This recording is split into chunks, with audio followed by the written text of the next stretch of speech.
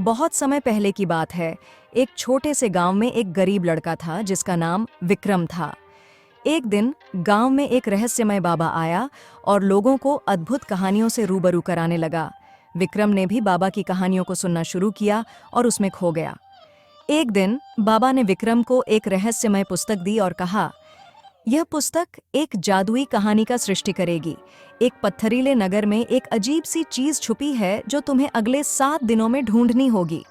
विक्रम ने पुस्तक पढ़ना शुरू किया और जल्दी ही उसे एक जादुई दुनिया का हिस्सा बना दिया। पहले दिन वह गांव के चरणों की ओर बढ़ा और एक पुराने पेड़ के नीचे एक चमकता हुआ पत्थर पाया। जैसे ही उसने पत्थर को छुआ, एक जादुई संगीत शुरू हो गया। विक्रम ने पत्थर को लेकर गांव वापस आया और सभी लोगों को संगीत की मिठास से भरा हुआ किया। लोग नाचने गाने में खो गए और विक्रम ने एक नए दिन की शुरुआत की। दूसरे दिन विक्रम ने एक पुराने मंदिर की खोज की और वहां एक चमकता हुआ आईना पाया। जैसे ही उसने आईने में देखा, उसका रूप बदल गया और वह एक हंसी मृगया बन गया। विक्रम ने अपनी नई शक्ति का अनुभव किया और लोगों को आकर्षित करने लगा। तीसरे दिन विक्रम ने एक खुदाई में जाकर एक चमकता हुआ महारत्न पाया। वह महारत्न उसे सभी भाषाओं की समझ और बोलने की क्षमता प्रदान कर दिया। अब विक्रम ने एक सभा बुलाई और लोगों के बीच भाषा की अवधारणा को साझा किया। चौथे दिन विक्रम ने एक चरणी में जाकर एक जादुई तीर पाया।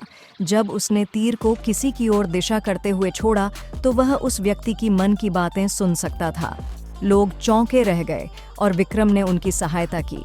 पांचवें दिन विक्रम ने अपने गांव को विशेष रूप से शोभायमान बना दिया था।